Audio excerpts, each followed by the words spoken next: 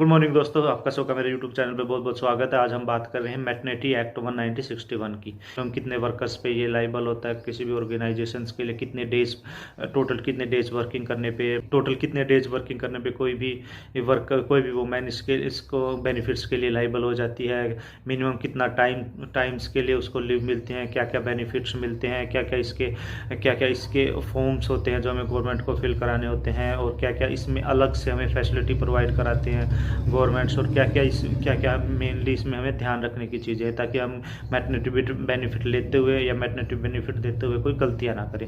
तो first of all हमें सबसे पहले की लाइबिलिटी, हम मिनिमम 10 वर्कर्स किसी भी ऑर्गेनाइजेशन में या किसी भी शॉप एस्टेब्लिशमेंट में काम करते हैं, एस्टेब्लिशमेंट में या उस कंपनी में या उस शॉप एस्टेब्लिशमेंट में मैटरनिटी बेनिफिट लागू होता है। इसमें फिर दूसरा बेनिफिट होता है क्रिचेस का। अगर मिनिमम 50 वुमेन्स वर्किंग कर रही हैं कहीं एक वन ऑर्गेनाइजेशंस में, तो उसको हमें क्रिच की सुविधा भी उनको प्रोवाइड करानी पड़ती है। फिर एक टाइमिंग, मंथ में 80 डेज भी वर्किंग में है आप किसी सेम ऑर्गेनाइजेशन में, तो आपको सारे जो बेनिफिट्स मिलते हैं, या जो कंपनी बेनिफिट्स या जो गवर्नमेंट्स ने बेनिफिट अनाउंस किए हुए हैं, वो सारे बेनिफिट्स आपको कंपनी ने प्रोवाइड कराने होते हैं। Working women must have a working only 80 days in A same establishment with in A 12 month या पास्ट 12 मंथ से। अगर वो वर्किंग है तो आपको उसको मैटरनिटी बेनिफिट्स के सारे चीज़ें प्रोवाइड करानी पड़ेगी। अप्रूव्ड कितनी लीव अप्रूव्ड होती हैं, और फर्स्ट चाइल्ड पे कितनी है, सेकंड चाइल्ड पे कितनी है, थर्ड चाइल्ड पे कितनी है, फोर्थ चाइल्ड पे कितनी है, अडोप्टेशन पे कितनी है। अगर फर्स्ट चाइल्ड है, अगर फर्स्ट चाइल्ड पे हमें लीव अप्रूव्ड है तो वो 26 वीक्स की लीव कंपनी प्रोवाइड कराती है। 26 वीक की फर्स्ट और सेकंड चाइल्ड पे, फर्स्ट और सेकंड चाइल्ड पे सेम है। और जैसे थर्ड और फोर्थ चाइल्ड पे मोर देन 2 चाइल्ड्स रहती है जो हम आपको जो कंपनी लीव प्रोवाइड करती है। फर्स्ट 2 पे 26 की, मोर देन टू 3 4 5 6 जितने भी होंगे उस पर 12 वीक्स की। अब आता है अडोप्टेशंस पे। अगर आप अडोप्ट भी करता है, कोई वुमेन्स चाइल्ड अडोप्ट करती है, बच्चे उस 6 मंथ का या 1 मंथ का, 2 मंथ का, 1 ईयर्स का, 2 ईयर्स का, तो भी उसको 12 वीक लीव प्रोवाइड कराती है। और सारे बेनिफिट्स जो एज ए प्रेगनेंट वुमेन को मिलते हैं वो अडोप्टेशन पे भी मिलते हैं 12 वीक से। हम बात करते हैं इंटरव्यूज़ की। इंटरव्यूज़ में मेनली क्या क्या क्वेश्चन पूछे जाते हैं? मेनली क्वेश्चन पूछे जाते हैं, what is during of maternity leave for working a woman as per maternity act. तो मेनली अभी मैंने आपको स्टार्टिंग ओवरव्यू में भी बताया था कि मैक्सिमम इसमें 26 वीक की लीव मिलती है, और अगर मोर देन 2 चाइल्ड होती है तो 12 वीक की लीव हम इसको प्रोवाइड करा देते हैं। और मैटरनिटी सिकनेस और अराइजिंग के बाद भी आप एटलीस्ट 30 डेज की लीव और ले सकते हैं इन एडिशन, जो मैटरनिटी बेनिफिट लेता है। Employee has the intimate about the maternity benefits available to working women in the organizations। उसको कैसे एक्ट 2017 में बताया गया है।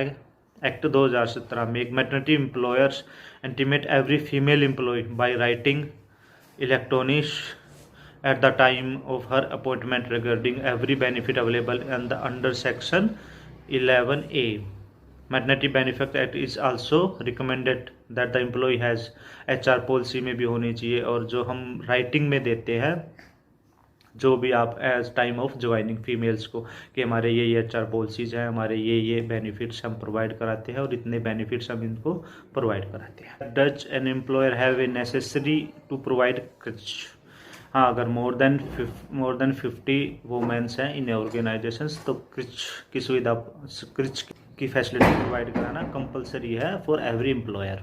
अगर मोर देन 50 वुमेन कहीं भी वर्किंग पे हैं, तो आपके लिए मैंडेटरी है आपको क्रिच की सुविधा पर, और उसमें 2 टाइमिंग्स हो क्रिच की फैसिलिटी। उनको 15 मिनट्स का ब्रेक मिलता है ताकि वो जाके बच्चों को अपना जो भी देख सकते हैं। वो हम आते हैं फॉर्म पे, कि मेनली होता है कि क्या क्या फॉर्म हम एज ए मैटरनिटी बेनिफिट्स में क्या एक HR क्या क्या फॉर्म फिल कर सकता है, क्या क्या फॉर्म उसको मेंटेन करने चाहिए ताकि कोई नॉन कंप्लायंस ना हो। फॉर्म होता है फॉर्म के, LMNO। कॉपी पेन उठा लीजिए, लिख लीजिए, क्योंकि ये बहुत इंपॉर्टेंट क्वेश्चन है कि किस फॉर्म, क्या फॉर्म हम यूज करते हैं। फॉर्म के होता है, L होता है, M होता है, N होता है, O होता है। फॉर्म के होता है रेफरेंस टू एम्प्लॉयमेंट, डिसमिस है, पेमेंट ऑफ बोनस है, और to woman for the year, ये एंडिंग 31 दिसंबर तक हम इसको जमा करना होता है। फॉर्म एल होता है refers to payment made during the year end 31 की, एक साल में कितनी पेमेंट हमें मैटरनिटी बेनिफिट्स की है वो इसमें हम वो फिल करके 31 दिसंबर तक जमा कराते हैं। फॉर्म एम होता है प्रोसीक्यूडिंग ड्यूरिंग द रेफर टू, तो हम हायर करते हैं तो उसके लिए हम एम्प्लॉय रजिस्ट्रेशन फॉर्म बोलते हैं उसको। फिर होता है फॉर्म 1 डिक्लेरेशन फॉर्म, होता है कि वो अपनी सारी भी फैसिलिटी जो भी अपने, और फॉर्म 1 होता है डिक्लेरेशन फॉर्म, उसमें अपनी वो सारी सब कुछ उसमें अप्लाई करता है। फिर होता है फॉर्म 12 जो सिकनेस और टेम्परेरी डिसेबलमेंट बेनिफिट होता है। फॉर्म 12A होता है claim of maternity benefit of sickness की जो भी होता है। फॉर्म 13 होता है sickness of temporary disablement of maternity. Form 3A होता है maternity benefit of sickness. Form 14 होता है sickness of temporary disablement benefit. Form 40A होता है क्लेम ऑफ बेनिफिट। फॉर्म 16 होता है एक्सीडेंट की रिपोर्ट होगी। फॉर्म 17 होता है डिपेंडेंट ऑफ फ्यूनरल बेनिफिट होगा। फॉर्म 18 होगा dependent of benefit. Form 18A होगा dependents benefit claim periodical payments.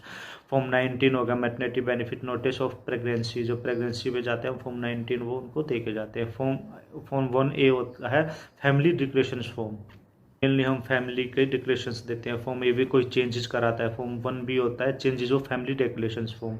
Form 20 होता है maternity benefit certificate of pregnancy, जब डॉक्टर से हमें वो बनी पे। फॉर्म 21 होता है maternity benefit certificate of expected कि कब तक मैटर है।